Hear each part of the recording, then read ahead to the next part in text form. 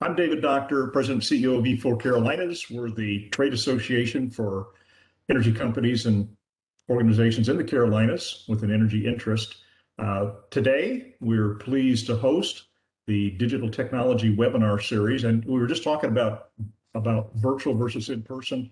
This is one that we will keep virtual because we draw internationally and across the country. But E4 Carolinas will eventually have many other in-person events where we can get together and chat in person and kind of get back to that normal thing that we used to do. So today, our topic is the Internet of Energy. And we have a great panel. But first, I'm going to thank our sponsor, Shane Williams with SIA Partners.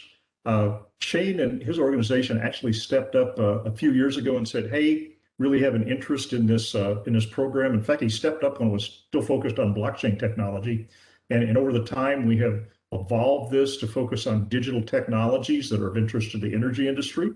It's been really popular.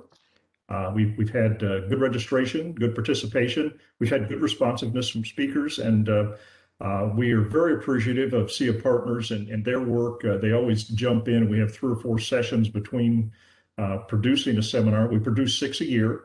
You can look ahead on E4 Carolina's events page, and you can find the next one coming up in August, and then the next one is coming up in October. Then we have one in December to close the year out. I don't think we have that one published yet. But Shane, why don't you take a minute? Thank you very much for your sponsorship, your cooperation, and particularly the brain power that goes into helping organize content and sourcing speakers really from around the globe. Tell us about SIA Partners and lead us into the program. Great. Thank you so much, David. Thanks for giving us the opportunity to do this. And maybe I'll do a special shout out to George for having the foresight to get you to where you are right now. Maybe it was, he said it was one of his best decisions he did for E4 Carolinas and for energy in general. So probably a great thing. So thank you, George, as well. Thank you, everybody, for joining us today. I think we have a great panel of speakers. Like David said, we do put a lot of time and effort into planning this out months in advance. I think we started in the beginning of this year to plan out the agenda for the whole year. And then each month and before the event happens, there's a lot of meetings that's going on, making sure we're able to get to where we are today. So appreciate David and the team working with us to get that done. So I'm Shane Williams. I'm a partner at SIA Partners here in Charlotte, North Carolina. I've known David for many years now, and glad to get to know him even more and more each month. So SIA Partners is a global management consulting firm. We're headquartered in Paris, France.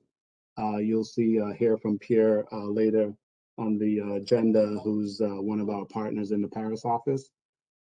We're a global management consulting firm. We are in 31 locations in 18 countries. And energy is one of our big practices that we focus on.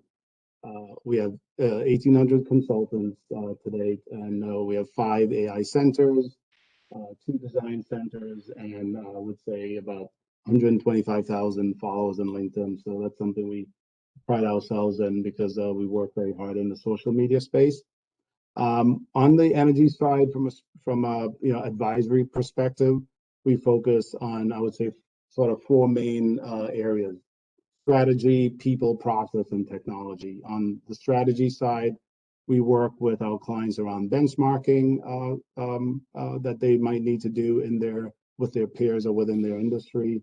We work on commercial strategy and strategy prioritization. On the people side, a lot of program management might be happening, change management, and sometimes staff augmentation where needed.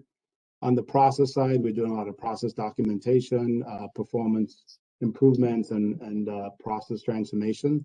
And on the technology side, which is where we're focused on today, and you'll hear from Pierre, Christine, Allison, and Jason, we are focused on enterprise automation, data science, and technology migration. So I think this is going to be a great speaker event that we have, and appreciate your time and showing up today.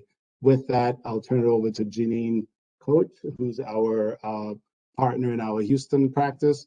And Janine is going to present the speakers and maybe talk a little bit about herself as well. Janine, I hand it over to you. Good afternoon, everybody. Welcome to the conference. I think today we have some terrific speakers, and we thank you for joining here and obviously the opportunity to sponsor. So just a little bit about myself. First, you probably see behind me, and I apologize for empty picture hooks. That's a result of the freeze we had recently and a full move out of the house. So I apologize for that. So I'm, as Shane said, I'm a new partner in the Houston office, and I come by way, for those of you who can see the video, you can you'll be able to read these backgrounds of information for people. But I come by way of Baltimore, which I say is often in the news, never really good, and as an auditor, which I don't like to say very often, to be honest. But then by way of Deloitte as a partner, and then Accenture, and now I'm here. And I joined SIA about a month ago because, frankly, the lure of a firm with just this very strong cutting edge power and utilities practice was what really enticed me to join.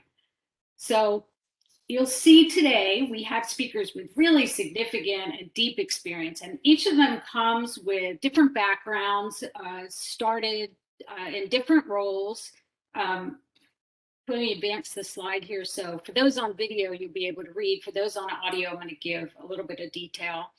But all of our speakers ended up focused on what I like to call the whitewater and changing whitewater, for those of you who do some rafting, that we call the energy IoT, and of course emerging technologies. My belief is that you're going to hear a lot of interesting insights from these folks and some thought-provoking concepts and ideas that might get you thinking later on today. So I am honored to be here to moderate the panel and facilitate our questions. We do have a chat, so send them on and we'll try to consolidate. I think David's going to help us with that. So our guests here today are Christine, Allison, there they are, Jason, and Pierre.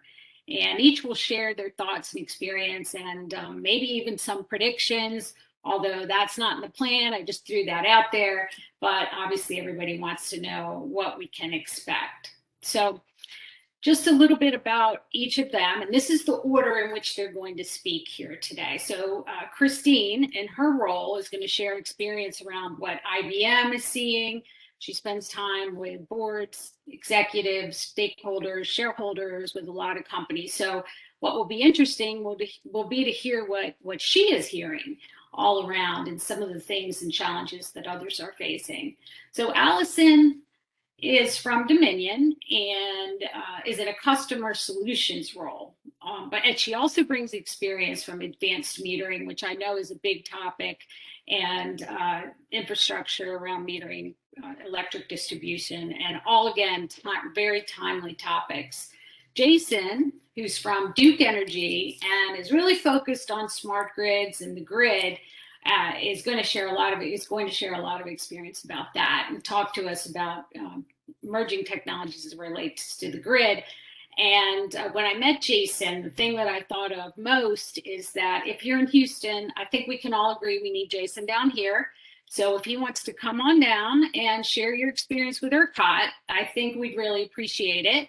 Yesterday, our electricity went out again after we went through the freeze because we had a storm, and then I guess it was hot. But at the end, we got a text that said, please turn off your ovens. So I don't know what that was about, but I'm thinking Jason can help us with that.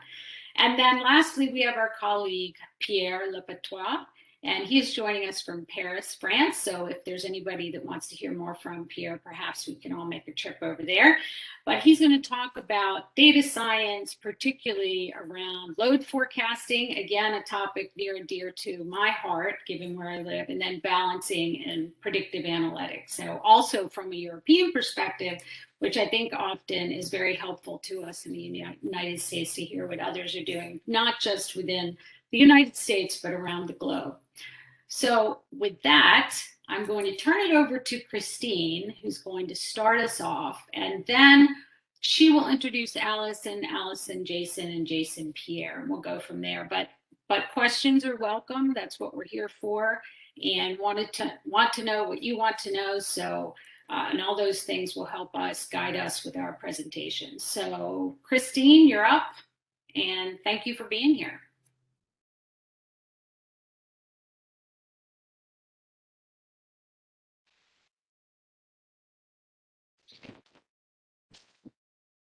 You might be on mute, Christine.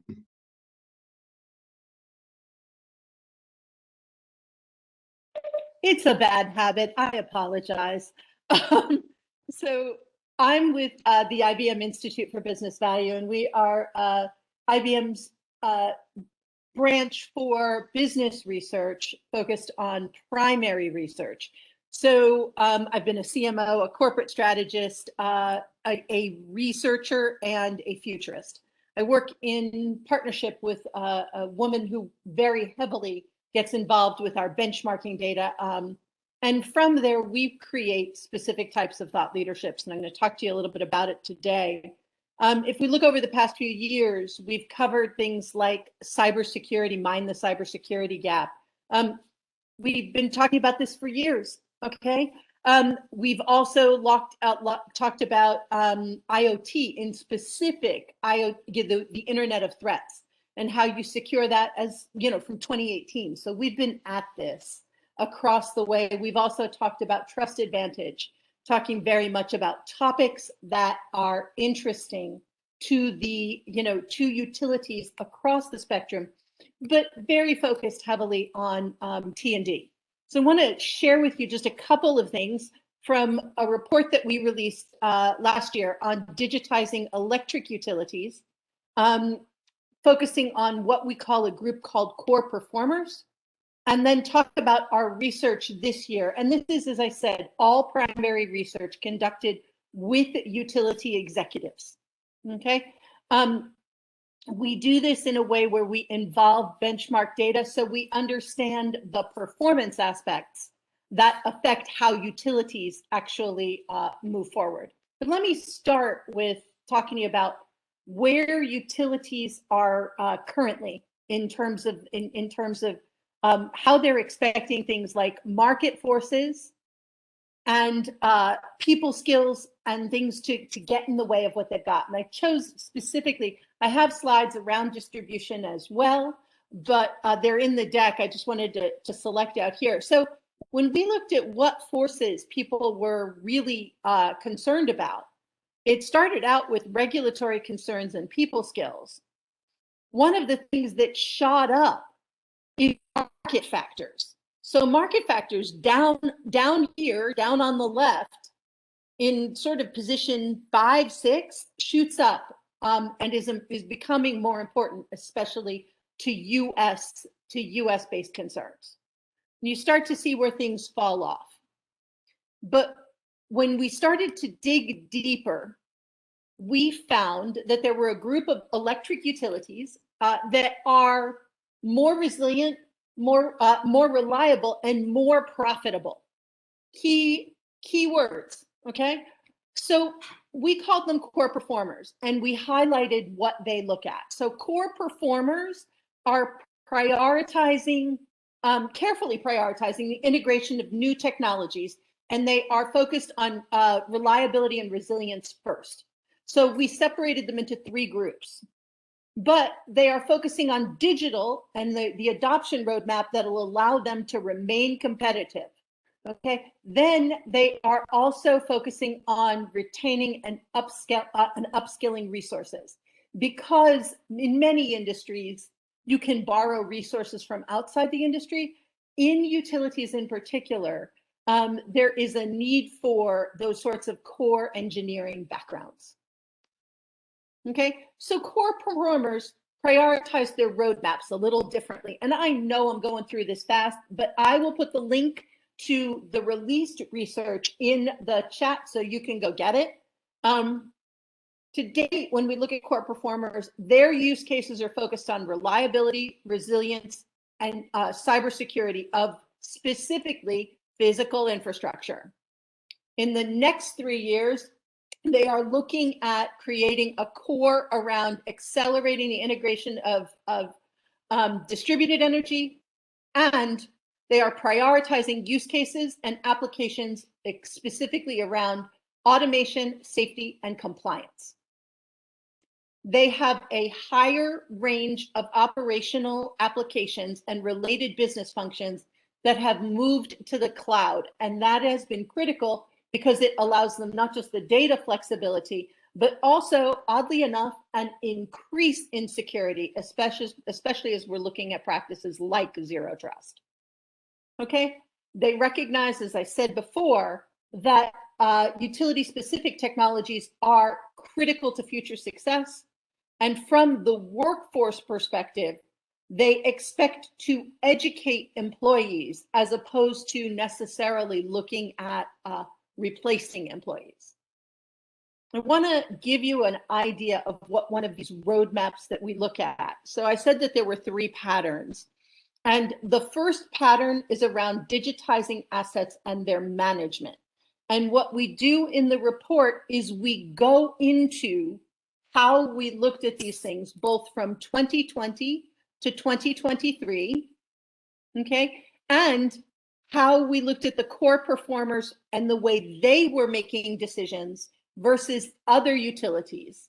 We broke out the applications into IoT applications and AI and advanced analytic applications, so that we could define how people were looking at asset equipment monitoring, location intelligence, predictive maintenance, asset optimization, remote alarms, and even automation. And if you look, this one on the right that seems to be exploding is machine and industrial optimization and cognitive and prescriptive analytics. So while we're starting to see less on the predictive side, more on the cognitive and prescriptive pieces that allow you to make changes more quickly. And before I leave you, I want to talk about the fact that we've got this notion, there's 3 patterns that we have data for, but we also have a brand new set of research, and that has asked where utilities are going. So what we did, and this is I'm just so excited about this, is we've looked at not just the people who were core performers before, but we said, if you're a core performer, how, and you've got 20% of your grid being supplied by carbon-free electricity, how does that change performance? And what we're finding is these guys are making decisions very differently. And that's what the focus of our next round of research is. And so I want to, if you start to look at where changes are coming from, it's about, government regulation and technology changes are the things that are driving it. So it's really kind of an important perspective to sort of look at. And the one last thing I will leave you with is we just released research on sustainability, and this is 15,000 customers, consumer level research. And I can tell you that we have a group that is about 40% of our sample called People and Planet Guardians. These guys are making decisions very differently, and they will impact and push you to move forward. So you are going to want to understand how you deal with that, not just consumer pressure, but that consumer partnership. And with that, I hope to hear lots of questions from you, and to be able to share with you more about this work. But I am very pleased to be able to turn it over to Allison, who is going to talk about her work in data specifically and analytics to bring us forward. Allison?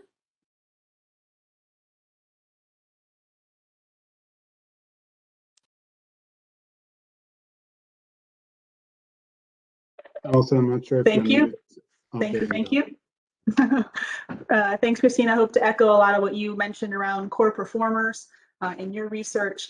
And I want to share the journey of Dominion Energy, and particularly how we're using data and consumer research to influence some of our behind the meter strategies and our business direction. So I'll start off by sharing just a little bit about Dominion Energy. We are an electric and natural gas company with 7 million customers in 16 states. We're committed to the reliable, sustainable, safe energy, and we plan to achieve net zero emissions by 2050. That in order to achieve that, that's going to require rapid expansion of the technologies we use today, but also investment in new and emerging technologies. And I say that to share that we have a very strong culture of innovation.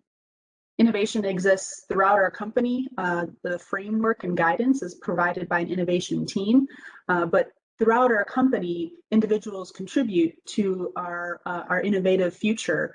We have multiple events throughout the year and an annual innovation expo where the most creative ideas are voted on by our colleagues and showcased at an annual innovation expo. And just like innovation, data certainly backs a lot of that innovative technology, and it becomes the framework. So the data of the culture of data and innovation at Dominion really is how our behind the meter strategy and our branded solution named BrightSuite came about, to be able to offer additional customer tools. To provide a little bit more framework, probably the biggest challenge, in addition to what Christine mentioned around government legislations and policy changes, is also the changing expectations of our customer. Customers used to interact with us on monthly interactions to pay a bill. There's now demand to interact with us like other service providers of Uber and Amazon or Airbnb. So we need to provide customers the experience they want in the channels they want, and that's not always going to be the same each time.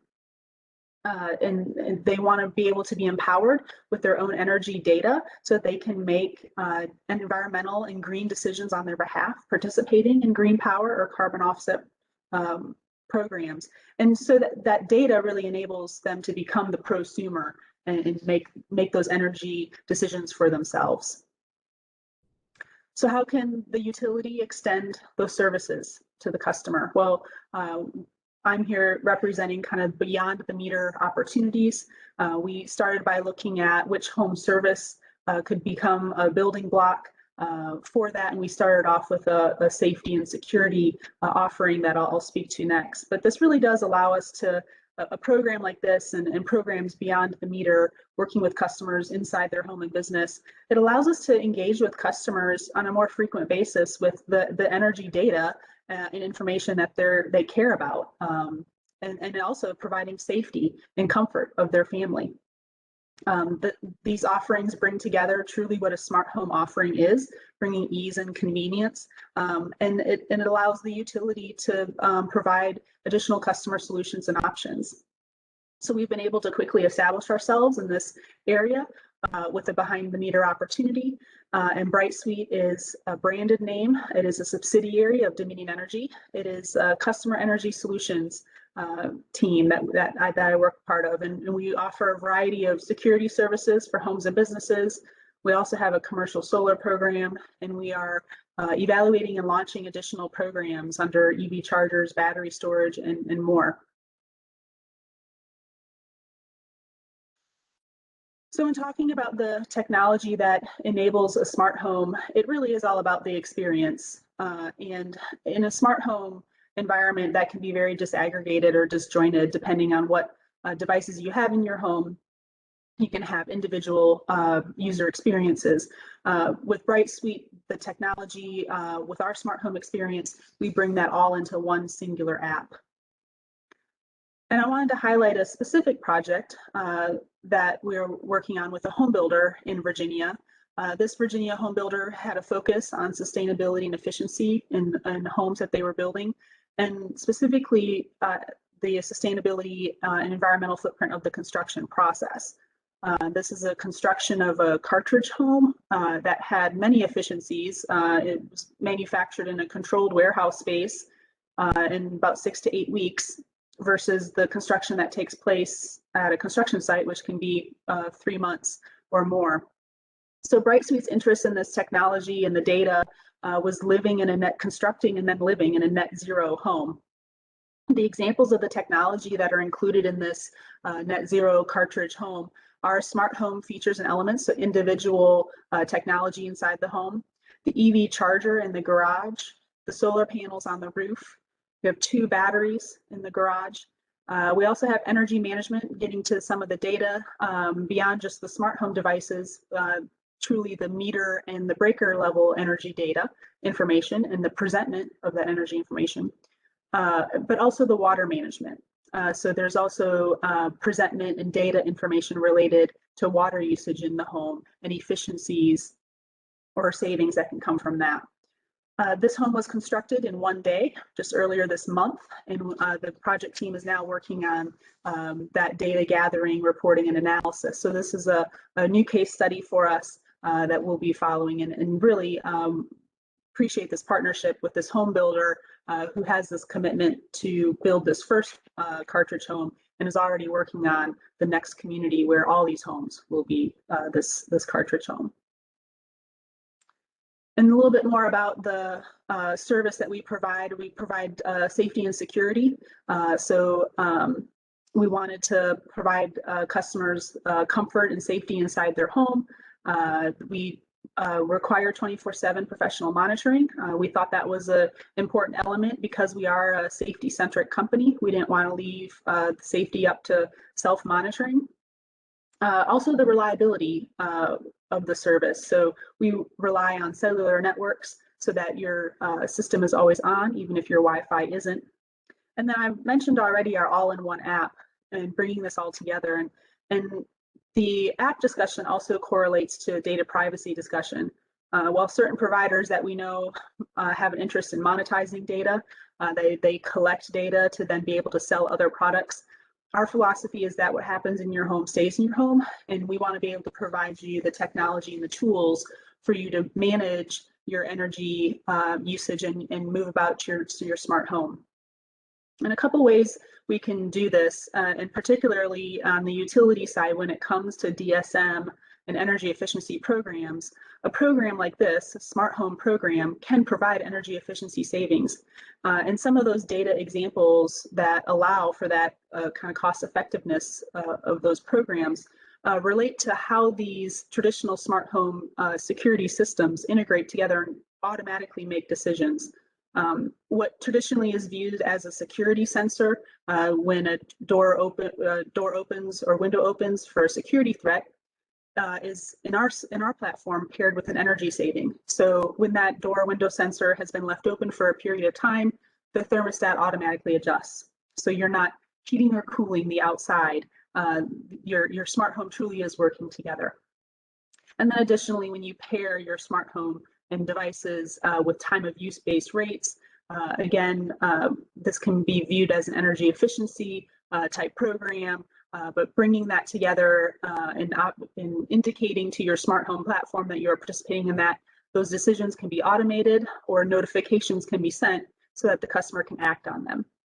So it's really about providing the customer the notification, the information, or the ability to set it and forget it, and their smart home work for them with these technologies and devices in the home. I appreciate sharing that information in our journey and look forward to answering questions during the Q&A, and I will toss it over to Jason.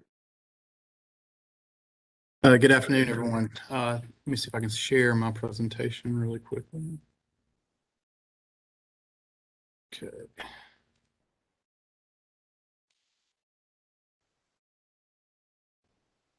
Hopefully you're seeing that at this time.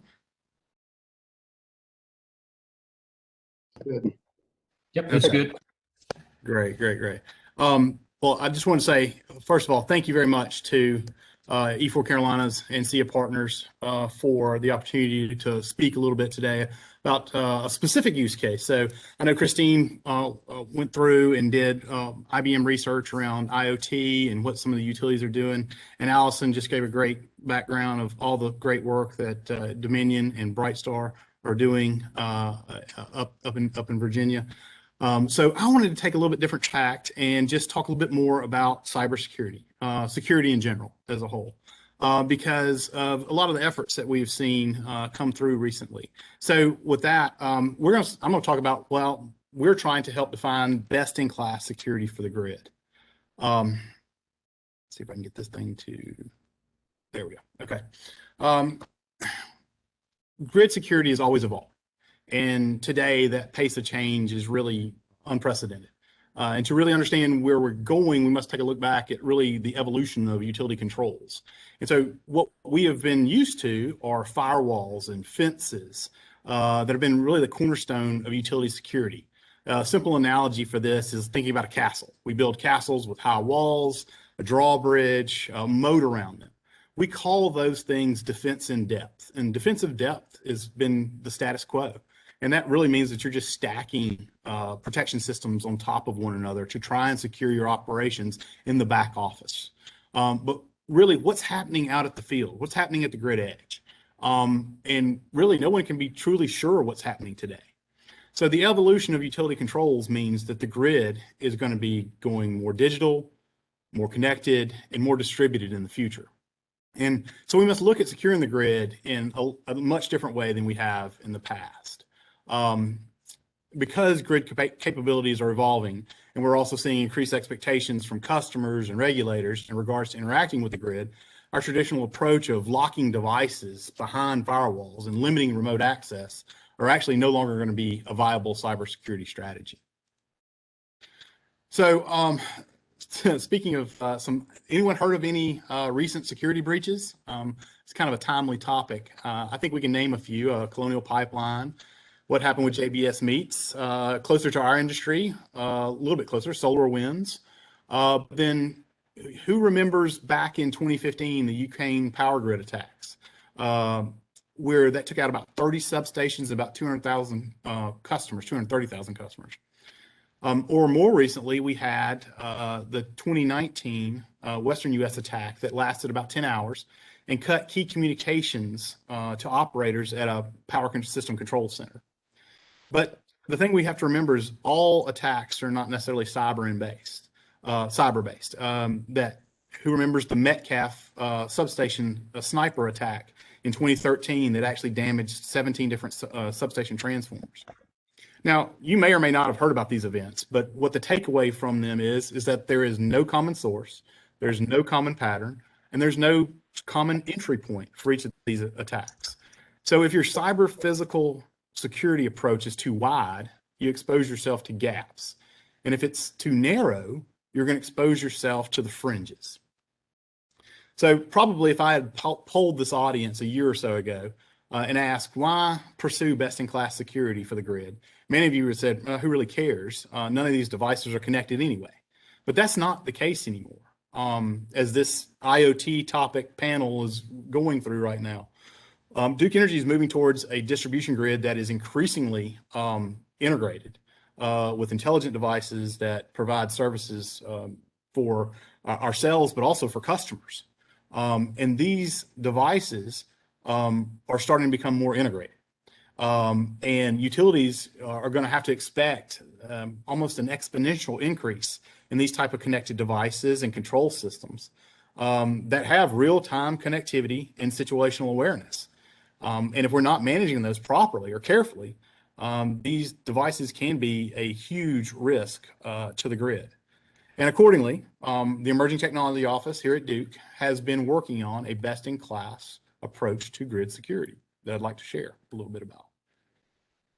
So over the last 8 years, we've done a tremendous amount of research activities and projects, and they've helped us identify and really further understand some of the most critical opportunities and gaps dealing with cyber physical security. The work's led us to be able to hopefully clearly articulate what is required to create a best-in-class solution.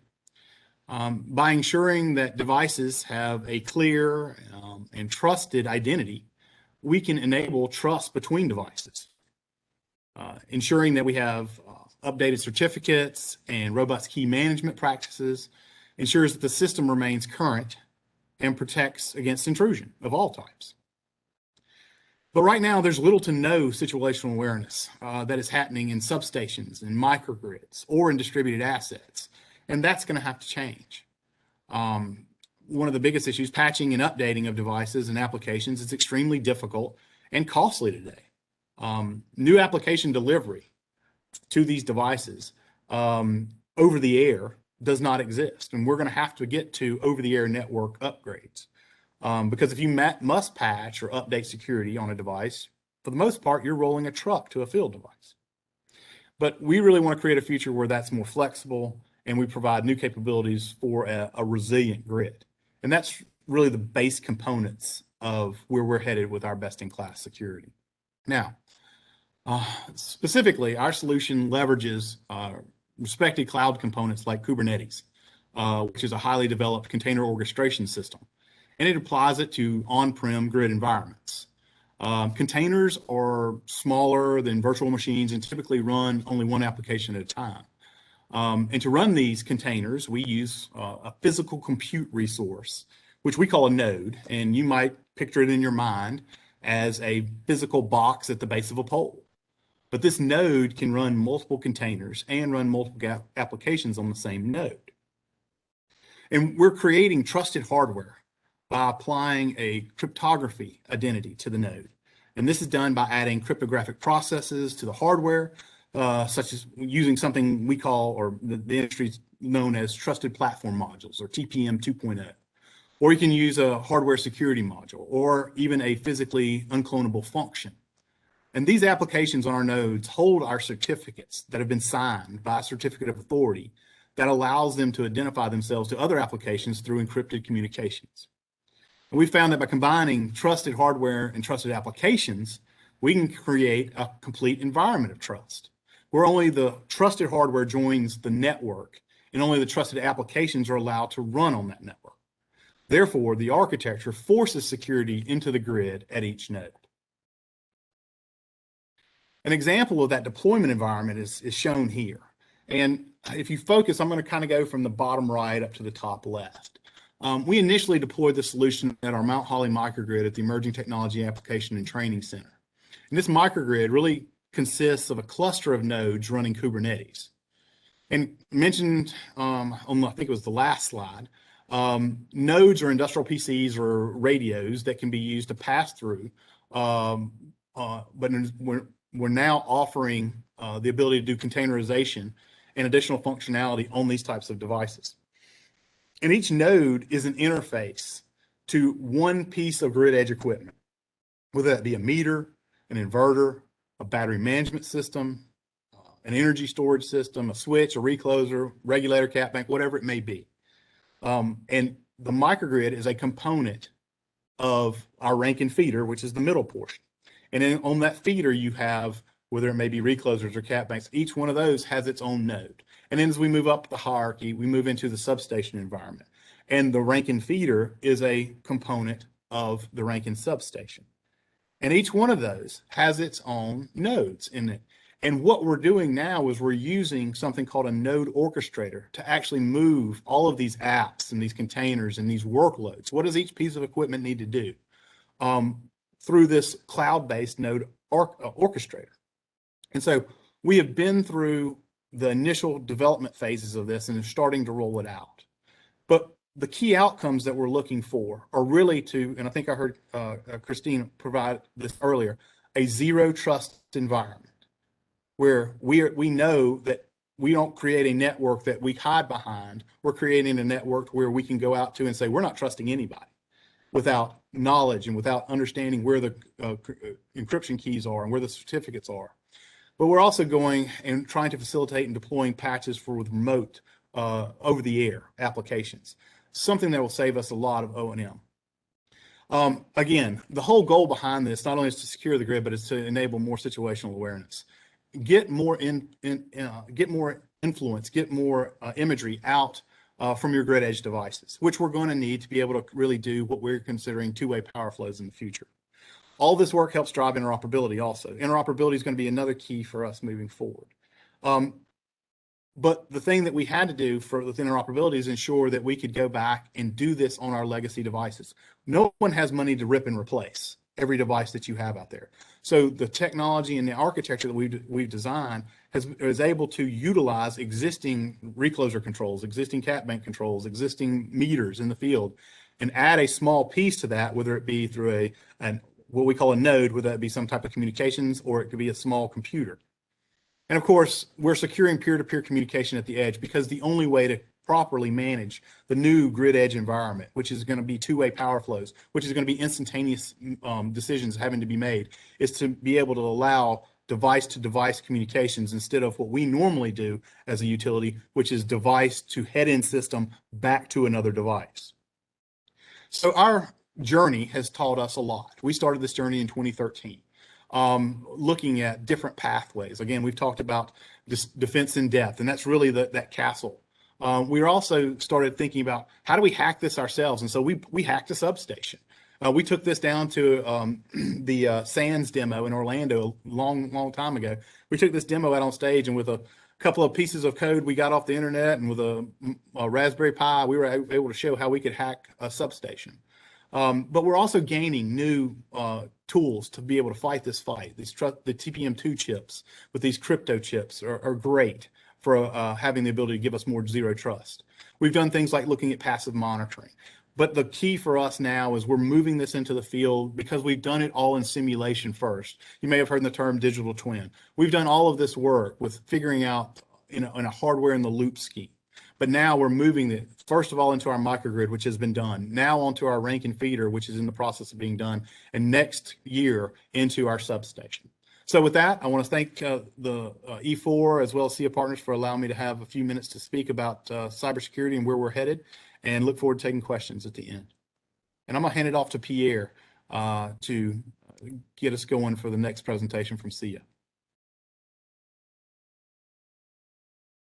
Thank you, Jason. You do have already some questions. I don't know if you are taking them right now. Or... I thought we'll wait for our roundtable, I guess. All right. I'm just sharing my screen.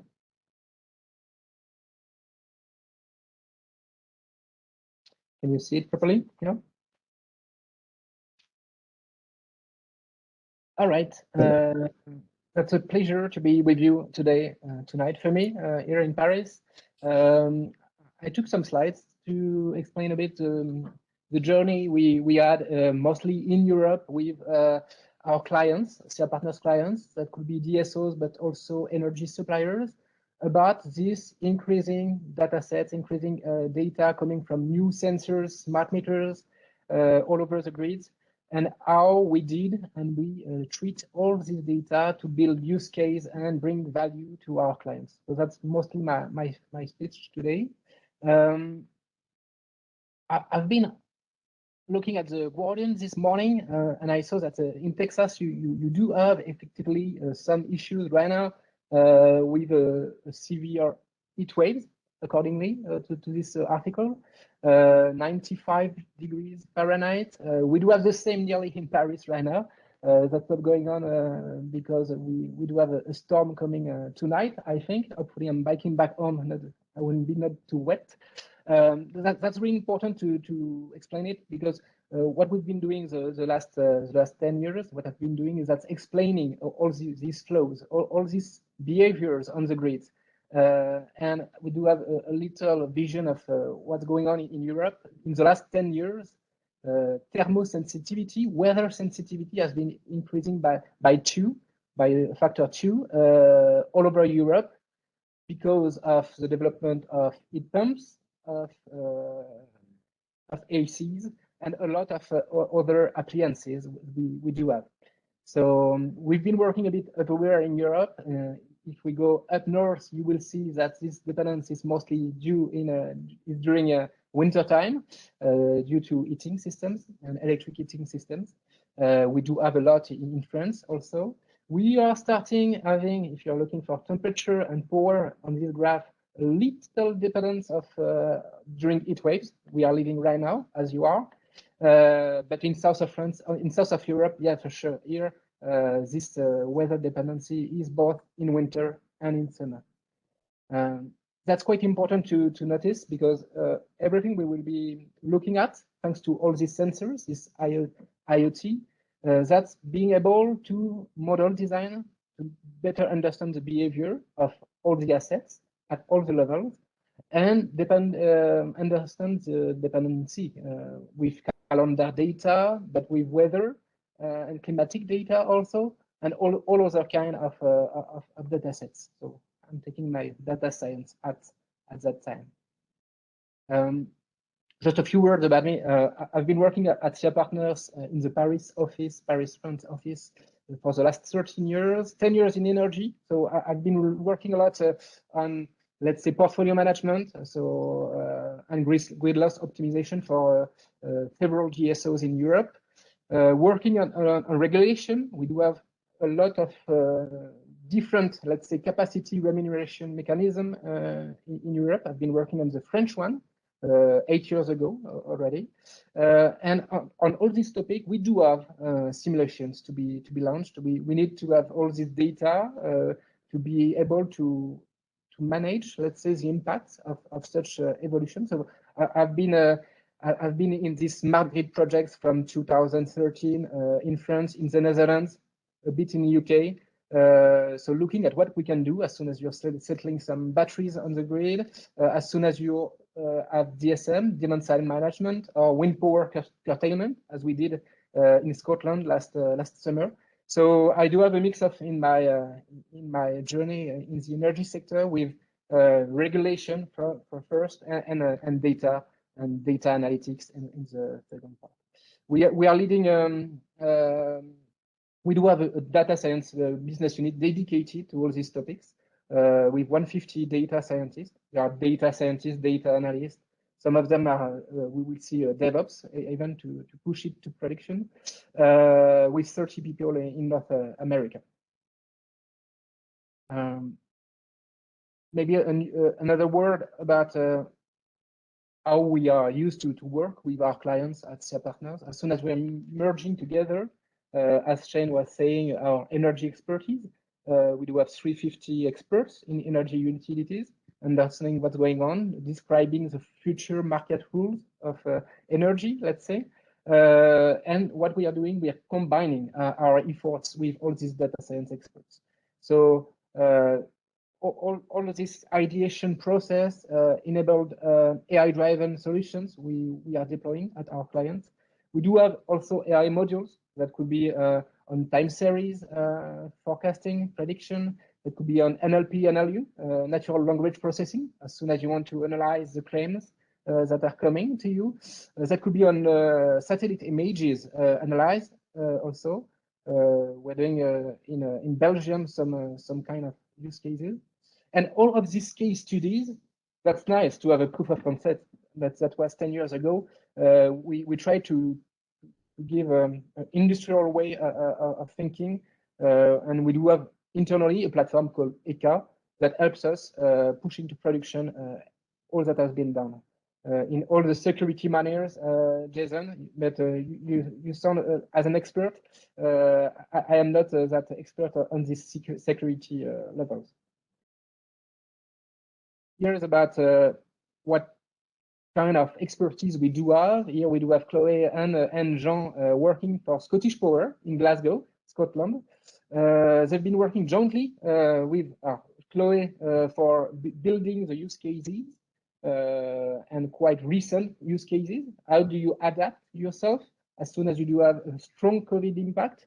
For this DSO in Scotland, Scottish Power Energy Networks, it was a drop of 30% of consumption from day 1 to day 2.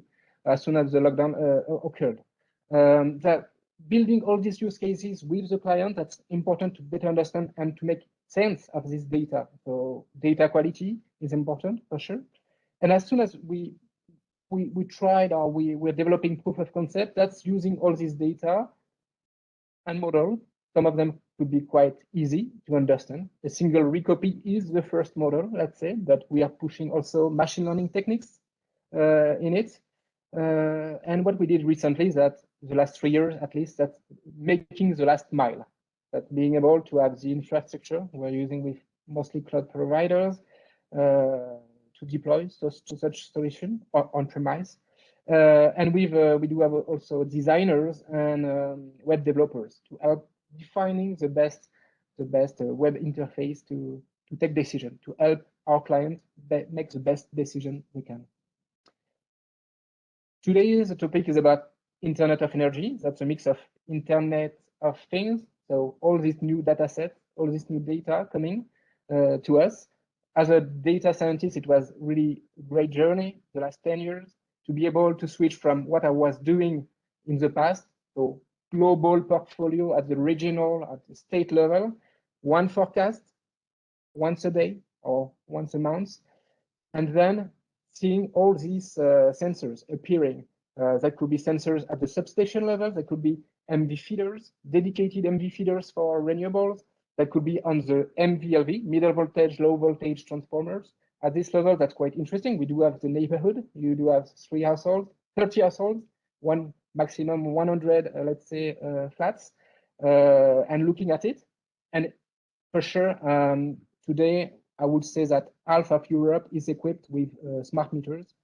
There's some topics about privacy and GDPR, for sure, but how to use this data to bring value to the customer first, as you said, Alison, but also to the network operators, as DSOs are.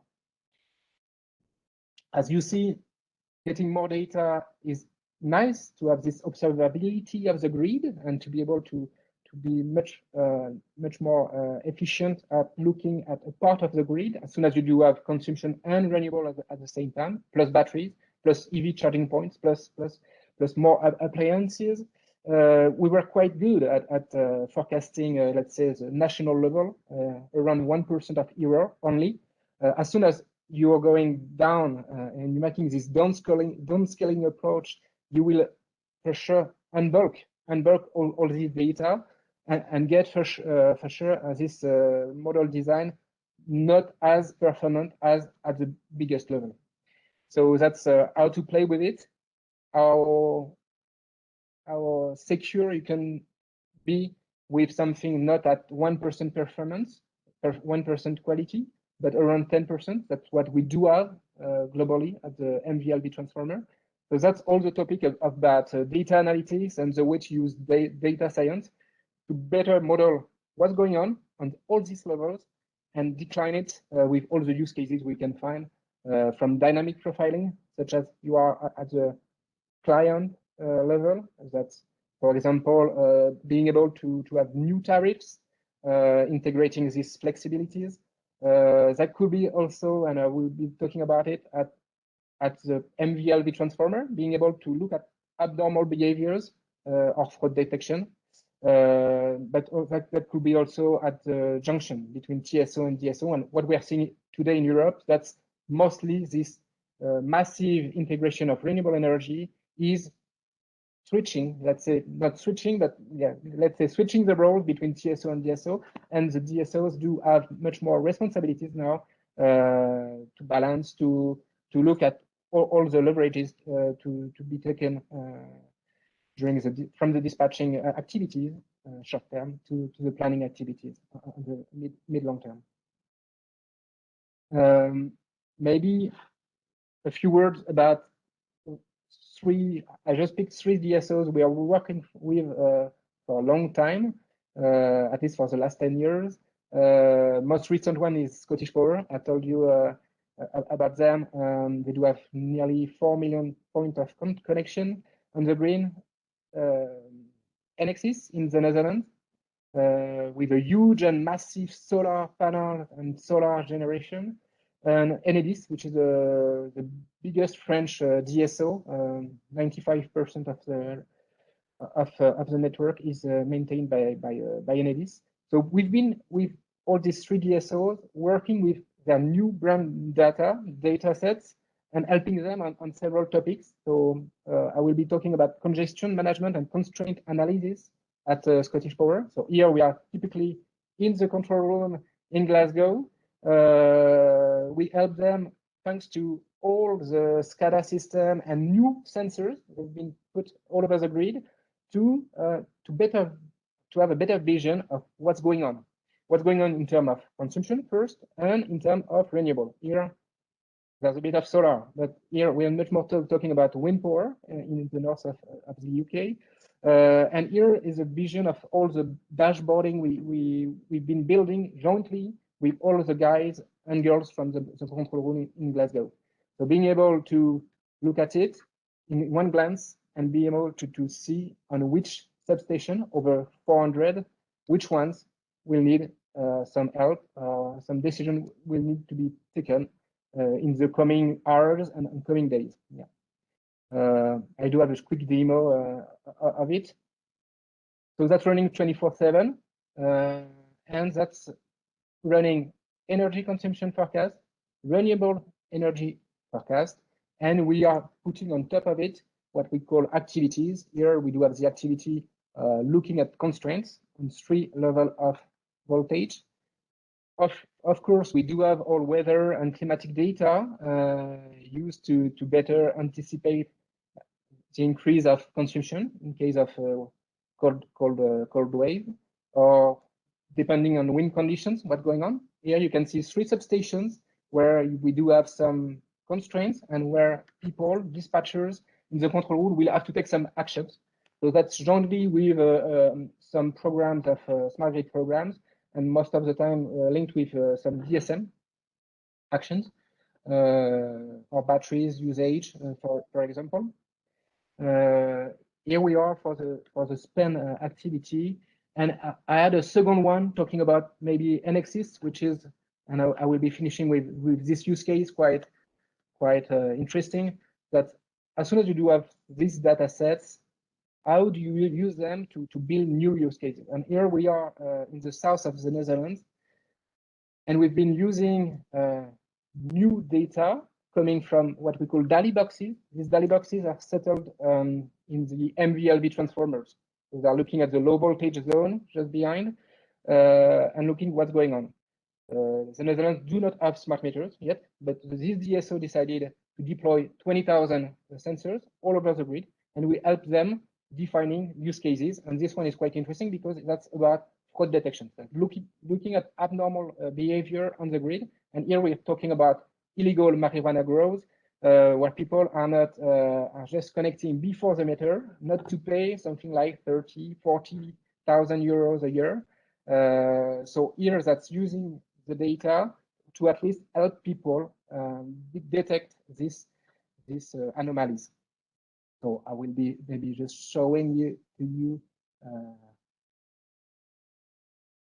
quick, that's on our showroom on an anonymized way, how we can use time series and data coming from the grid of a neighborhood and being able, I'm just generating here anomalies. So up anomalies, that's fraud. Down anomalies, that could be DSM, that could be flexibilities. And as soon as I'm generating it, I'm going to use machine learning techniques to be able to model design what's the reference, what should be the reference to make the difference, and look at, yes, on this pattern here, you see, you got some troubles, and we are able to correct, to adjust at least what the grid has seen and what it should have been. Here I am for some use cases. I wanted to make it quite pragmatic and talk about these data sets we've been using to help our clients on some topics. Thank you a lot for your attention. Thank you, Pierre. That was great. So Jason, I want to tee you up for a question, and then Allison, I saw you answered one as well. But before we get there, Khalil is going to ask some Menti questions so we can level set, and maybe this will help Christine with her research a little bit. But the code is 99365954. If you could enter that into menti.com, Khalil has a few questions for you. And while he's doing that, Jason, I'm not going to ask these questions in full, but you're going to get some questions on the grid. And then Allison, I'm not sure what question you got because I can only see your answer. I don't actually see the question, I don't think. But yeah, Bright Suite Solutions I talked primarily about residential home solutions, but we have similar software and technology for a C&I segment as well. Thank you. Okay, so Menti question here. First one.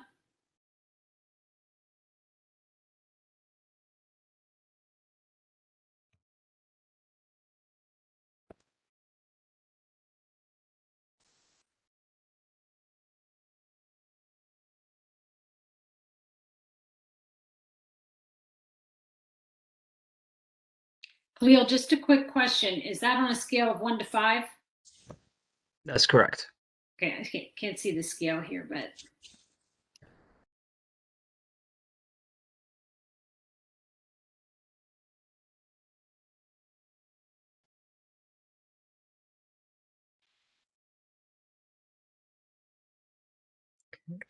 okay. It might be stuck at 10 here. 12. There we go. A few more folks. Okay, we'll give it 5 more seconds, move on to the next question.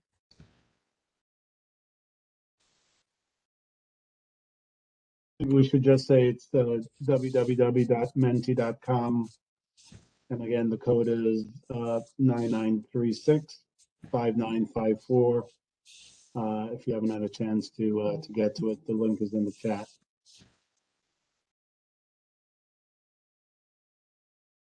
Okay, I guess we'll give it a few more seconds here.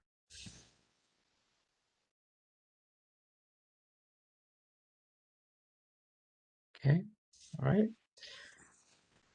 Next question.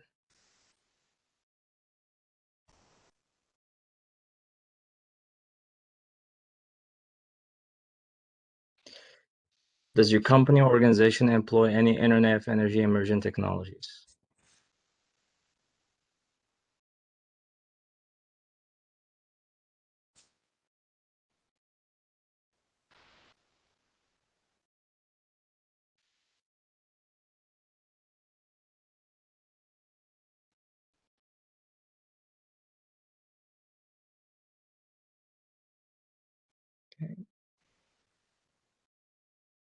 And we'll just also mention that all the responses are anonymous, so that no one will know where the responses are coming from.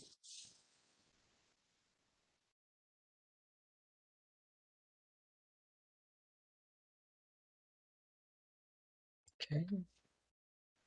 Give it 10 more seconds.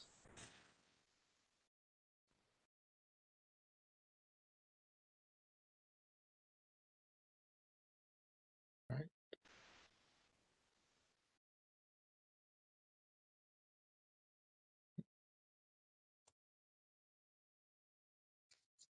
If your company or organization is currently employing any Internet of Energy technologies or planning to in the near future, for what purpose? This is a free form text.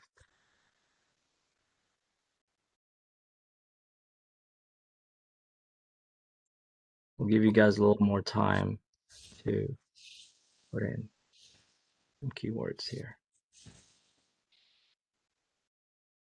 Yeah, Khalil, while you're there, what we found was that people were nearly 40% of people were looking at asset management, GIS analytics, and MDM. There were another 40% looking at market operations, market monitoring, especially strategy and pricing optimization. We saw a lot of people who were on the less sophisticated side looking at more traditional types of things in the business. But we found that more likely people were looking at some of the specific use cases around, for instance, data. And some of what and what we found is people were looking at especially some of the customer data and the real-time events data. That's very interesting, Christine. Thank you for sharing that. Christine, is that in your study as well? That information? That is in the old study, in last year's study. In the new study, which will launch for COP24, we have asked what people are looking to do with technology, and very much people who are advanced in the game are looking at forecasting and balancing production and consumption at a local level. They are interested in increasing demand side flexibility using technology. And the two things that they're most interested in as differentiating practices, both now and in the next 5 years, are managing demand assets and cooperative expanding of balancing areas, and then managing construction of new renewable assets. So that process of whether it's a PLM type of a thing or is a huge kind of a thing. One of the fastest growing areas was, and this kind of came as a bit of a surprise to us, was the biggest jump from, albeit a very small base, was e-mobility. Okay, thanks. And this is the final question. Is your organization investing in the Internet of Energy Emerging Technologies based on a regulatory push? So we already have several responses. We'll give it another 10 seconds or so. Then we'll move on to the Q&A roundtable.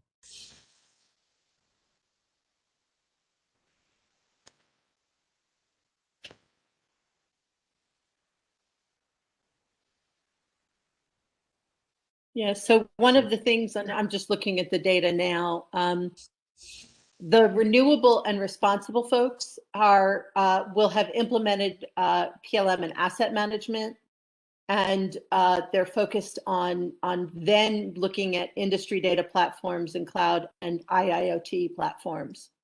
And what we're finding is that the renewables folks are going to focus more on the expansion of the renewables side, whereas you're going to see a lot more of the IIoT pieces come in on people who are looking at more traditional assets, for instance, pipeline types of assets. So that's the plan so far. Okay. Thank you for sharing that, Christine. And any of the panelists want to basically share their thoughts on, I guess, the current question, the responses, not a single firm yes, and the answers we got for this one.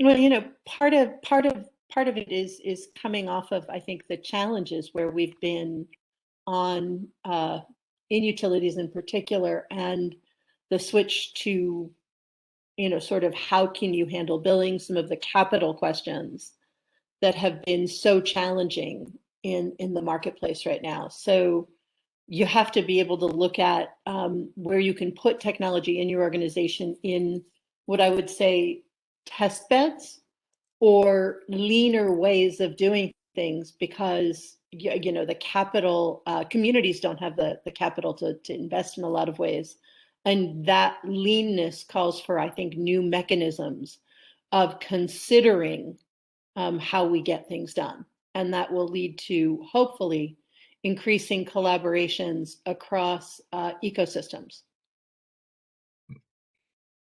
Yeah, and I would echo what Christine said, because my answer was partially because we are not mandated to do a tremendous amount of Internet of Energy or emerging technology. What we are looking at for is, now we're being asked for, okay, what else can you do?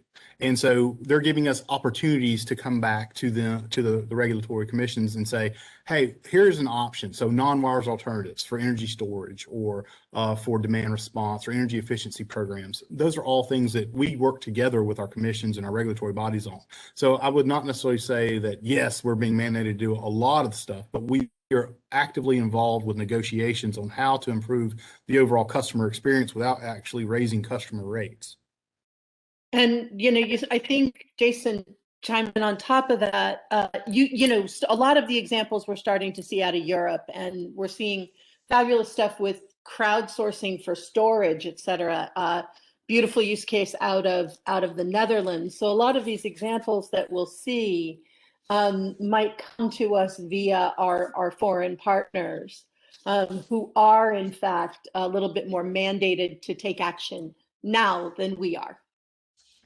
Absolutely. And that's one of the things that I think that we are very lucky to have, is we're lucky to have folks in the world that are actually pushing the envelope and that are taking some of this to develop the technologies and to get the customer interactions, to get the customer feedback, to find out what works and what doesn't work. So when it comes to the US, and particularly for larger investor-owned utilities that are highly regulated, we have a better understanding of what a program could look like and how it could be not only good for the customer, but not impact their bottom line to the point where they don't want to participate. Okay, I'm going to throw some questions around. Jason, I'm going to ask you. I think there's one in here you might be able to see. And then Pierre, I'm going to go to you. And then there's a couple other questions, Jason, for you and Okay. others. So do you see that first question that went to everyone there? Yeah, so Bill, thank you for the question. It's a great question. And for those of you who are not looking at the chat, I'll basically try to paraphrase a little bit. It basically says, well, if you're not mandated to do this, why are you doing this? Why are you opening yourselves up to more vulnerability for the power grid? Because he mentions the nuclear industry. Obviously, the nuclear industry is a completely different set of parameters, and we actually have what we affectionately call data diodes on those networks, where it is only one way, because we cannot get anywhere close to being hacked or have any issues at our nuclear networks. The answer is why this is happening on the grid is really it's a complex answer, but I will try to break it down as simply as I can. There's multiple factors to it. First is that telecom companies no longer are offering analog services. So the twisted pair that we used to know of has gone away, and they're not available to be used much anymore. And if you are using it, it's very expensive. And so we've been pushed towards a more IP-based system for communications. And of course, IP-based means internet type based. So not to say that it's connected to the internet, but you are connected with an IP address. And once you have an IP address, that opens up a lot of different possibilities.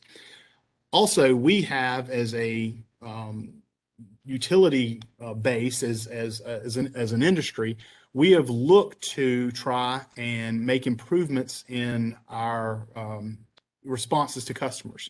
And so one of the ways that we've done is we've started employing what we call intelligent electronic devices, IEDs, out in the field. And those intelligent electronic devices are, of course, what I'm going to call internet-based. So they have some type of RJ45 plug that plugs in the back of them. And we get tremendous amounts of data out of them. The way that we can actually go through now and do data analytics, we understand quickly where our faults are, quickly how to respond, whether it be through a self-healing scheme or whether it be through knowing where to roll a truck. That is because we have much more data out at the grid edge than we've ever had before. That comes with trade-offs. And some of those trade-offs is the fact that we have now we've opened ourselves up to a lot more threat actors and threat vulnerabilities. The attack vectors have gotten a lot greater than what they used to have been. And lastly, I would say that the role of distributed energy resources is also playing a huge part here, because we don't control the majority of distributed resources that are coming on our system. That means that we have to interface with another company, whether it be residential, whether it be commercial, industrial, whatever it be.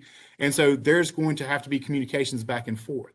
And so the role of moving from a one-way power flow system to a multi-way power flow system has also impacted the need to really go more towards this, opening ourselves up to more digital communication and digitization of the grid. Okay, question for Pierre. A couple questions actually here for Pierre. And I'm not sure, Pierre, if you answered these offline or not, but so question from Kevin, one to everyone. Pierre, smart meters at end user, also known as CNI or retail versus, my question is for pipeline to plant ops for gas turbine usage. And I'm not sure, Pierre, if you're there and if you've already answered that. I started answering Kevin directly by in private message, but yeah, I will take the full answer, which was from Kevin about have we done it? Have we done such data analytics on gas distribution? In fact, as soon as you're getting much more data set, this tremendous amount of data we are talking about, as soon as you do have some smart meter rollout in your country, in your state, we can deploy it for sure in electricity, as I did mention. We are helping in France for the gas distribution also. We do have also water utilities to be able to check and make this data quality first. And most of the time, people are saying, okay, you will be doing this machine learning techniques, but I do not have yet any data, or at least my data are not at a good quality level. And what I've been showing that even if you do have bad quality, these machine learning techniques can be used to help detecting where you do have anomalies, that could be anomaly by the customer, but that could be also a technical anomaly to be detected and to be treated. So yeah, for water supplies here, we are detecting all the meters that are just repeating the same index all time long. That's easy that time, but sometimes that's a bit trickier to detect. And for sure, machine learning techniques on time series, that could be electricity, gas, water, and we're doing a lot in retail industry also to be able to go through all this data and process them quickly. As far as data quality is quite important if you want to base your decisions on this data in the coming years, coming hours. Jason, I'm coming back to you. What physical upgrades to the grid do you see in the future? Do you see bunkered substations, switch yards, and or underground transmission lines in highly vulnerable areas? Yes. I mean, it's really all of the above because, you know, it depends on the, again, it depends on the threat.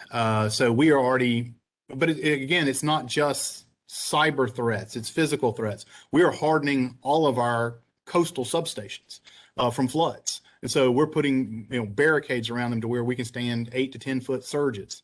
So, you know, those are things that need to be done to keep, because I mean, power on to our customers. But obviously, if we are looking at shielding them from EMP potentially, we're looking at the fact that we're going to have upgraded video at most all of our higher voltage level substations at some point. That video, of course, will come with AI to be able to tell what's actually coming through. Is it something we need to worry about, something we don't need to worry about?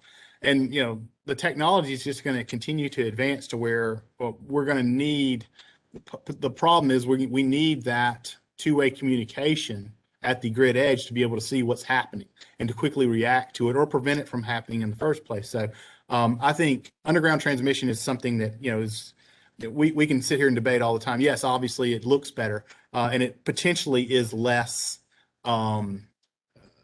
vulnerable to attack, but it is also a whole lot harder to repair from a time frame perspective. So, I mean, there's pros and cons to weigh on all of this. Okay, thanks. Allison, you're up. So what is your, this is 3 questions in 1 question, so I'll finish all 3. But what is your experience with regard to customer resistance based on privacy concerns? So is the utility controlling or introducing? Number 2, what is your experience with Dominion's technology service conflicting with other home automation technology? And number 3, does Dominion provide only passive service or get involved with controlling? Yeah, so the role I am in an unregulated environment, we are meant to support our regulated utility. And so I'll start with the last one. I mean, we are meant to support the regulated programs, and so we look to be a provider of those through that cost-effective, competitive process, where the elements of demand response certainly are included. That demand response, though, coming from the enrollment in a regulated program, our behind the meter technology and the unregulated services we're offering can support that. In terms of privacy, this is actually an element because we are still a Dominion Energy service, we go through our same IT risk reviews of all of our services as well. So this is also a speaking point that we do pride ourselves on our service compared to other smart home services. Not to say that the data privacy and the elements of hacking don't exist. These are routine conversations we have many times, and similar to Jason's examples of cyber and physical threats on the utility system, the same can be said for smart home devices inside the home. So yes, the technology that we've selected and the systems that support it are under constant review and privacy at the same level as the utility standards. And then I may have answered the second one, technology services conflicting. Again, we're meant to support the regulated program. So and we can do that within our footprint or for any customer. But yeah, we look to provide and basically extend those services. Okay, question for not really positive on this one, but from the first segment, there was a note around, oh, this one's for Christine. From the first segment, there was a note around poor performers in cloud providing a greater level of security. 2 questions for you. So you're off easy here. How do utilities handle PII data? And 2, utilities want to focus on capital expense, and cloud SaaS is generally recognized by regulators as an OpEx expense. How does this impact utility decision? Is there work with regulators to help change that? So that's I think a little bit of Christine and maybe a little bit of Alice. I'm not sure there, but let me answer the second one first. And that's the OpEx expense versus CapEx expense. So yes, traditionally treated as an OpEx versus an OpEx versus a CapEx expense, but we are seeing a lot more people come to areas of predictability. And the challenge originally was that a lot of people got involved in arrangements that caused massive ballooning of costs, causing significant challenges in how to move those workloads, et cetera.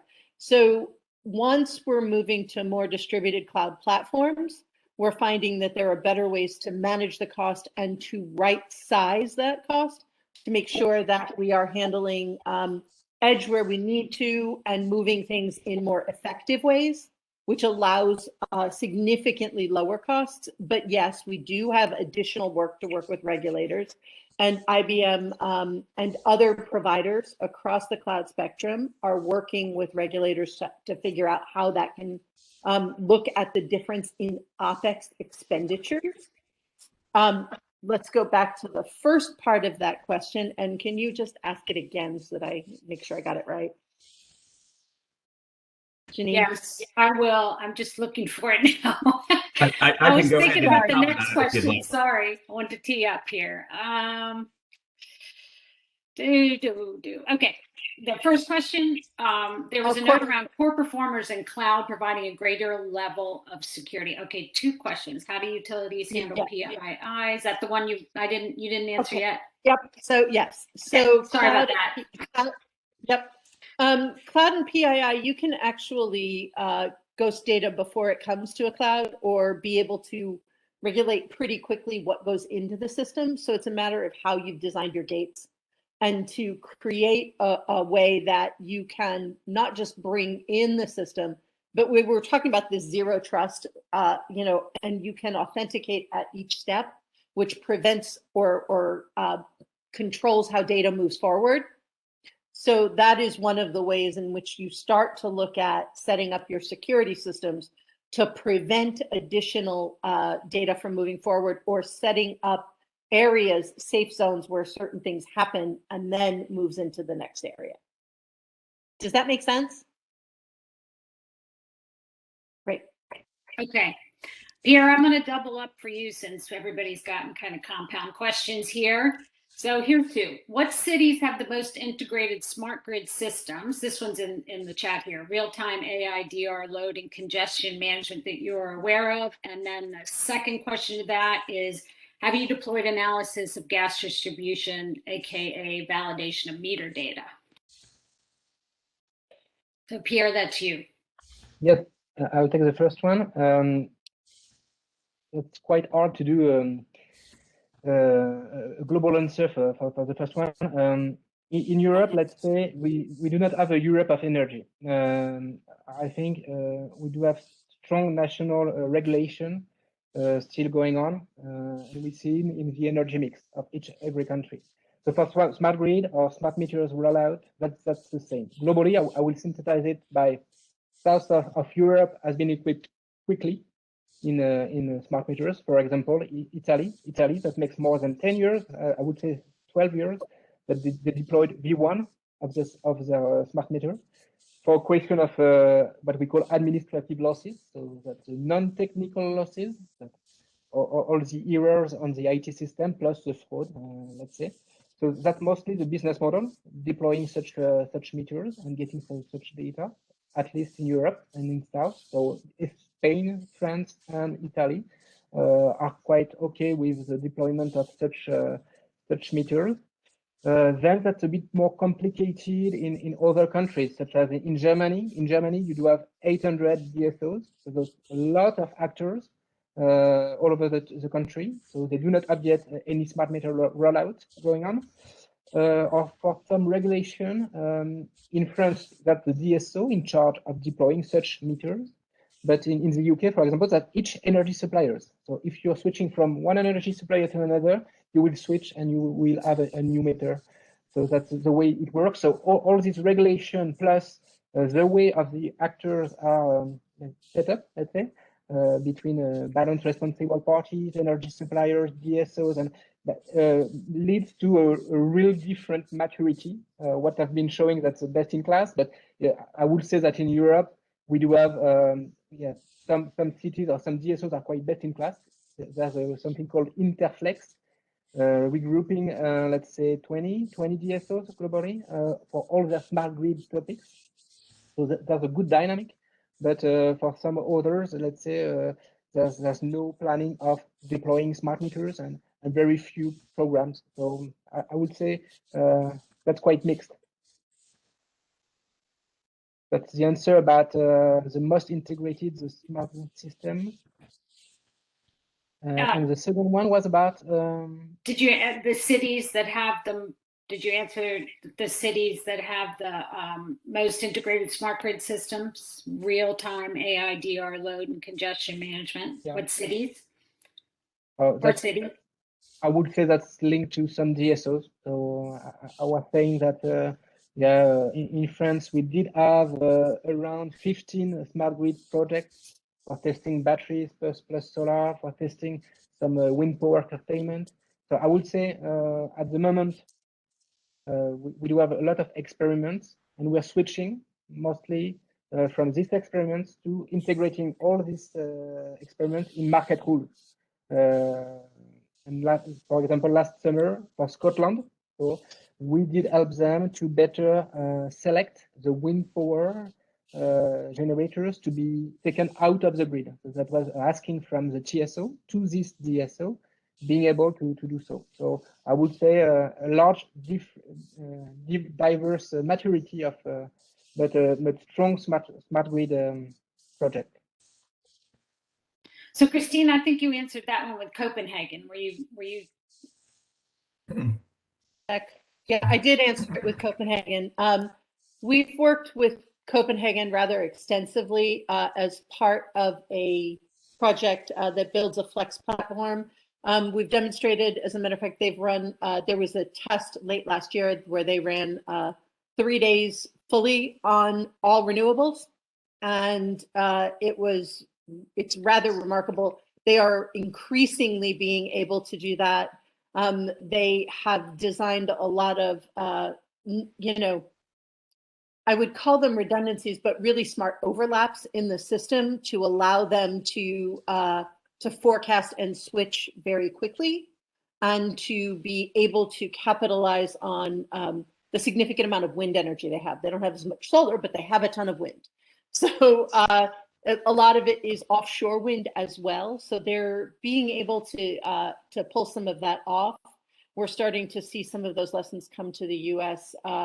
In some of the East Coast, Central East Coast places, Delaware experiencing parts of that as well. So Jenny, Herman, oops, I'm sorry. Jenny, this is David. I've noticed in chat that there has been a torrent of exchange between Christine and Kevin McMahon from Calpine, and Herman from Sandy Cooper, and they may also want to unmute and just share a little bit on their side of the perspective. I saw that too. That was my next question. Okay.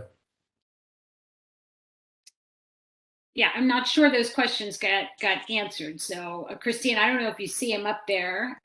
Some of them are to everyone from Kevin and Herman. Yeah, Yeah, I think, go ahead. So I think one of the issues is the price per kilowatt, right? As you look at the European model, the price per kilowatt is significantly higher in the US. I mean, you look at Germany, countries like that. And so you got to go to, you either got to go through the rate base, or you got to have the investment in your, cheaper energy cost or some government subsidy.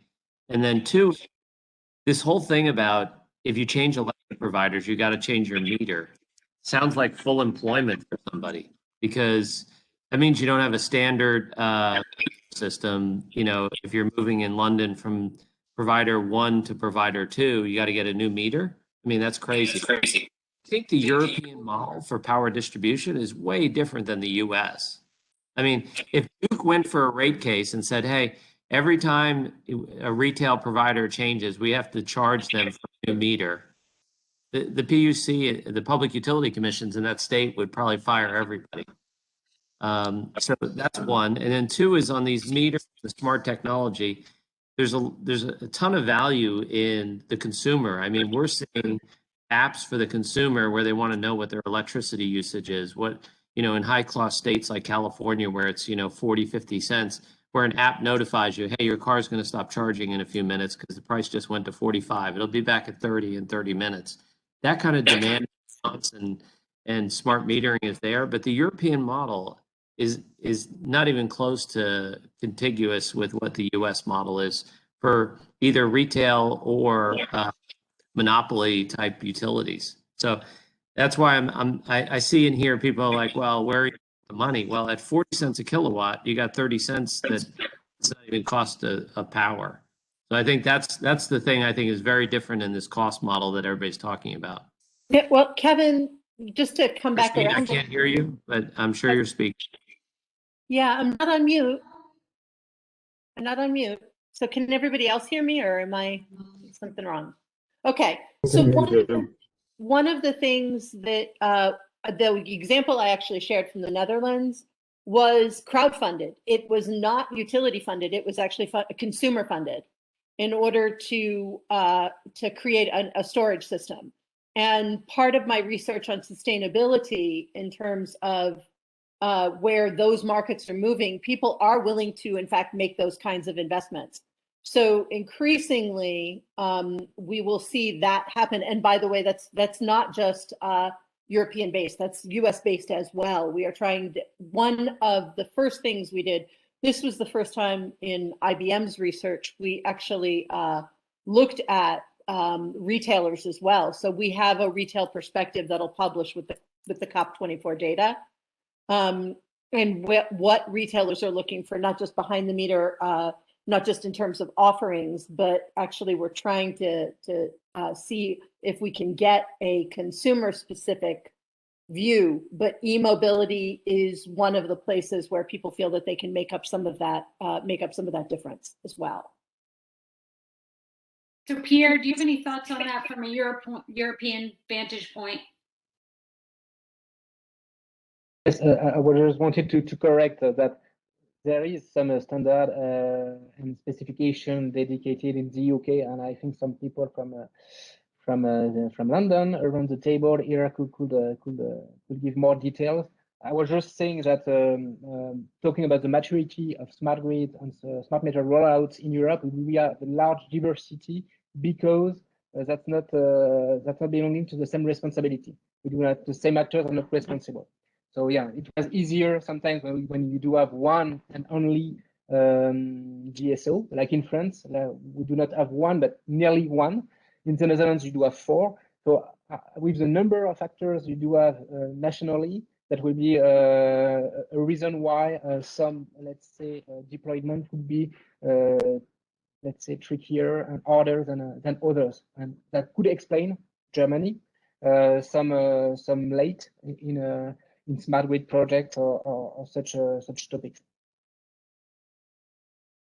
Hey Pierre, I know we have Sebastian, our London office on the call here. Sebastian, do you have anything to add to that? Yeah, maybe it was just to echo what Kevin was saying, and maybe to reassure him that you don't have to change your meter if you were to come to London to visit us. But it's more that the interoperability basically of the smart meters have sort of slightly changed. They the UK regulation has gone through several steps. And the first sort of common standards for smart meters, which would be shared by all suppliers, originally did not integrate some interoperability features, which meant that basically what would happen is that if you were to change supplier, you would keep that same meter, but you'd go dumb. So like all of those smart features that you would have had would be completely gone, which is why basically the smart meter rollout led by the suppliers in GB has taken quite a lot of delay, because you can imagine that those guys wouldn't want to install smart meters to then suddenly having it go dumb, and effectively lose the investment, as you said, that they made into this program. Now we've went to a different kind of regulation now called SMETS 2. Smart, that just increased 1 to 2. SMETS 2 includes some minimum standards of interoperability between the suppliers. So now, when you do change your supplier, you end up having a smart meter, but that might not necessarily have all of the fancy features that each of them develop on top of the common standards. Does that sort of answer a bit more? So basically, like as Pierre was mentioning, much easier to have a smart meter program led by the distributed level, because you know that physically your assets are not going to move, as opposed to a supplier-led smart meter rollout. Now, in the case of Europe, we have to realize that every single country in Europe developed some cost-benefit analysis of smart meter rollouts, generalized smart meter rollout over the last 10 to 15 years. And so for all of those with positive cases, so those that actually demonstrated benefit of the smart meter rollout, have been deployed. It was not the case, for example, in Germany. It was not the case in Belgium neither. And for some of them, cost-benefit analysis have been reviewed across a number of times, just to demonstrate whether or not it would go ahead. So there's been some slightly differences in terms of smart meter rollout, in terms of the investment required for it as well, depending on the countries that was leading it. And I appreciate the fact that it might be different in the US and complete different system, because you might have different regulators on different states with potentially different requirements, I would assume. Kevin, If we did go, that cover it? if we go with this cost analysis for the Linky project in France, that's a smart meter program. That's 40 million smart meters deployed for a total 5 billion euros. And on these 5 billion globally, a third will be recovered thanks to all the automation, this index collection, this load curve collection, which is now automatic. No need to send someone and collect it.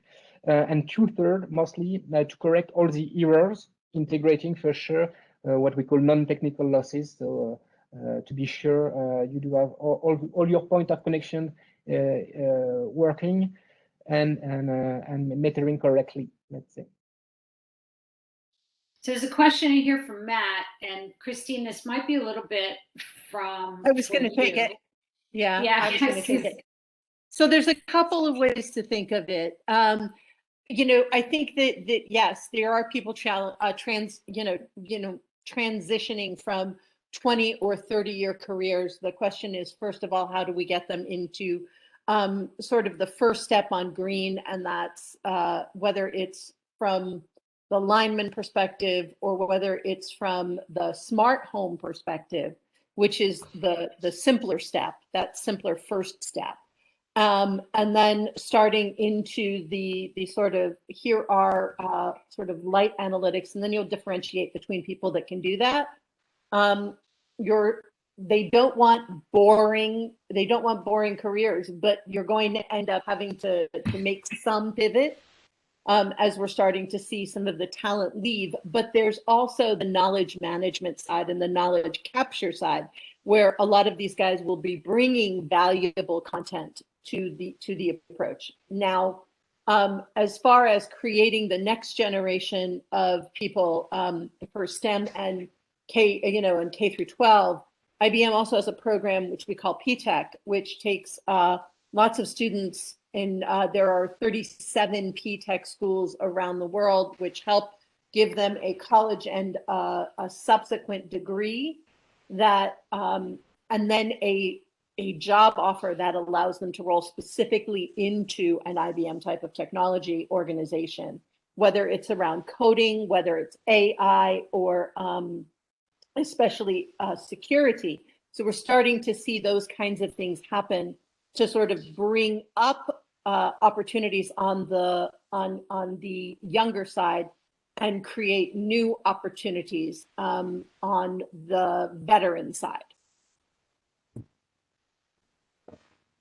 Thank you, Christine. So David, I think you have some questions there for Allison and Jason. So just teeing up Allison and Jason, these are for you. Yeah. So thanks, Janine. And I thought I'd step in and just cue everyone that's in our audience that we have about another 10, 12 minutes. So if you have questions, let's get them queued up. And if we have exhausted your mental capacity this afternoon, we'll begin to wind down. So Jason and Allison, you heard discussion with Pierre and Christine that they got pretty deep into technology services and that. And I'd like to step back up and look at a high level and have you share with us what you believe to be the drivers toward this, because I can remember not too long ago where we were looking at smart meter rollouts, and there was just huge resistance to even something like that because of intrusion on privacy and all that. So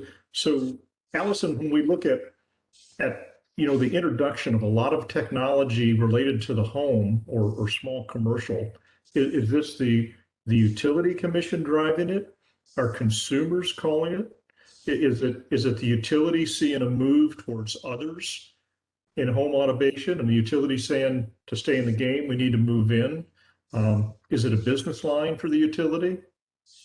So can you give us some perspective there, and then I'll come back to Jason and cue it up differently because he focused on cybersecurity. I think it's a little bit of both. So in Virginia, certainly our legislation or our policy is directing it through the Virginia Clean Economy Act that passed last year, with very aggressive goals and net zero goals that we plan to meet, but also goals related to energy efficiency and renewable battery storage. So I think part of the answer is legislation. There's interest at that level. At the utility level, there's interest in simply operating more efficiently. There's the savings that Christine and the chat question were alluding to. Those savings are realized through the integration of technology. The human capital that's still needed to work that technology is required.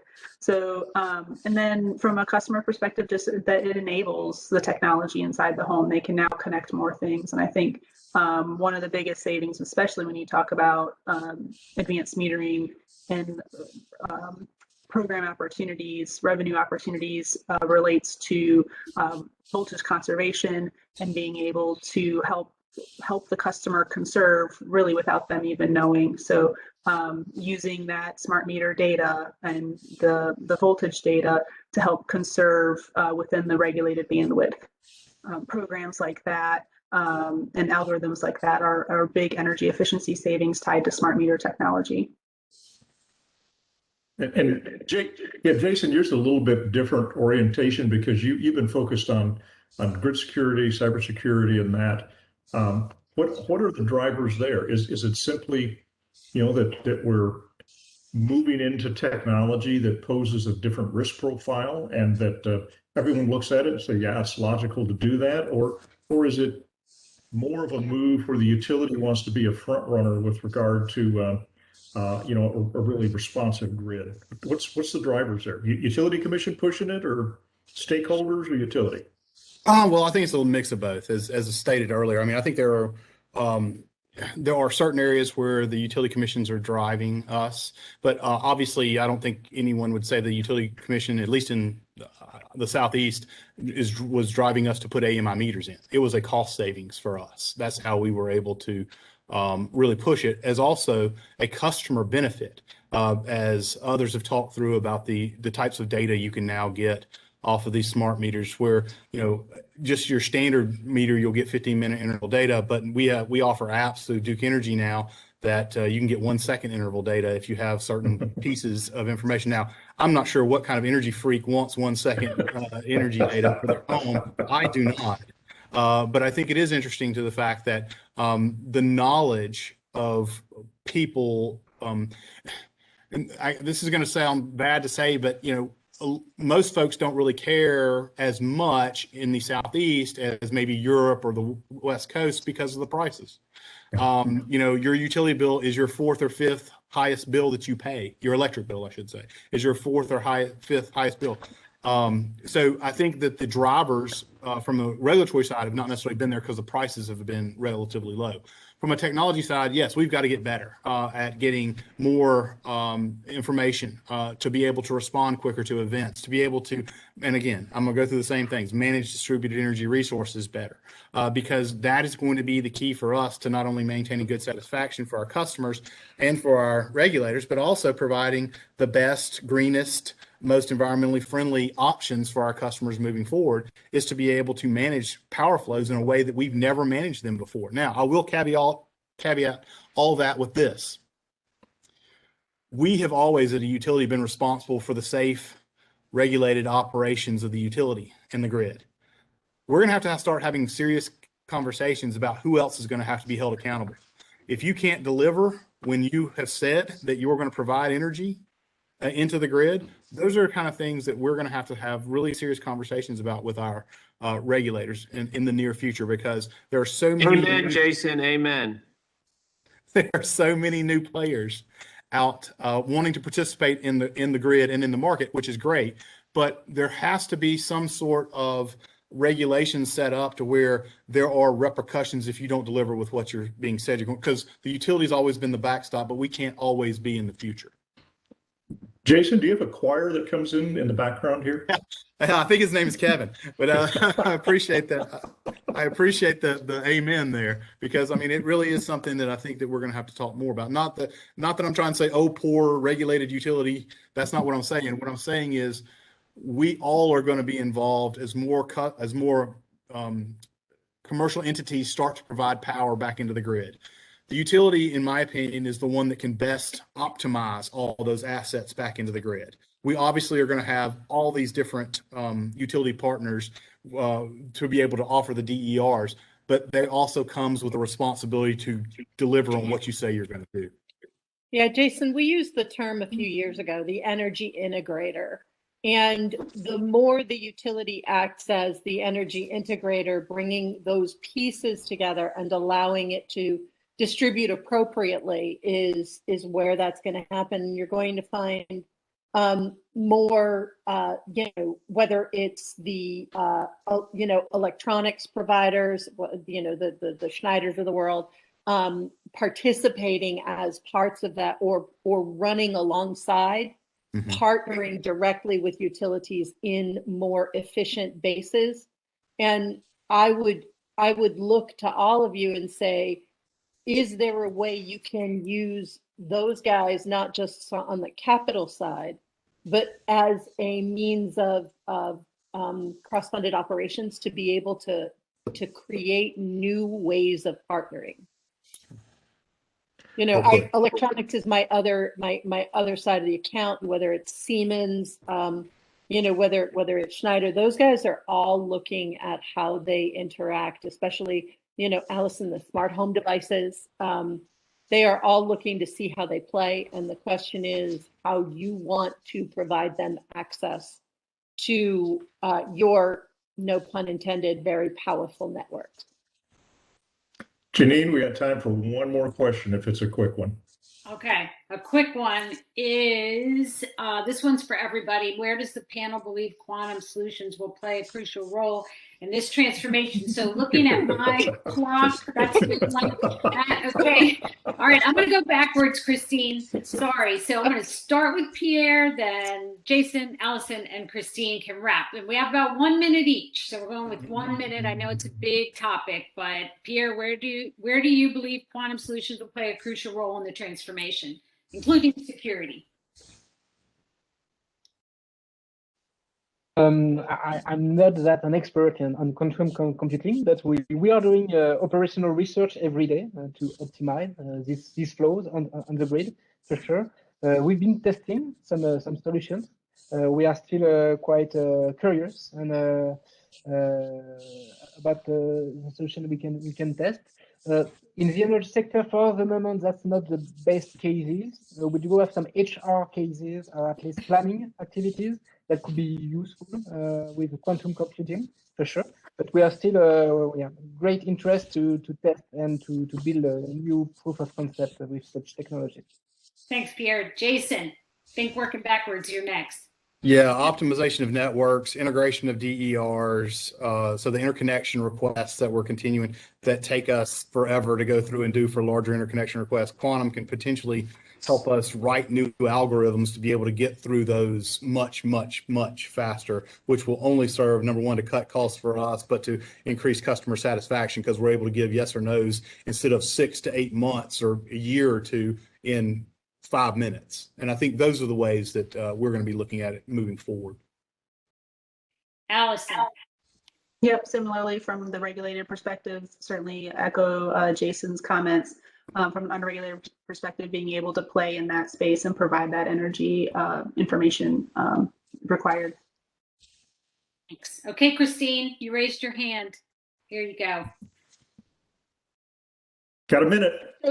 Optimization is optimization across the network is in fact the first place, and making sure that you can actually use it.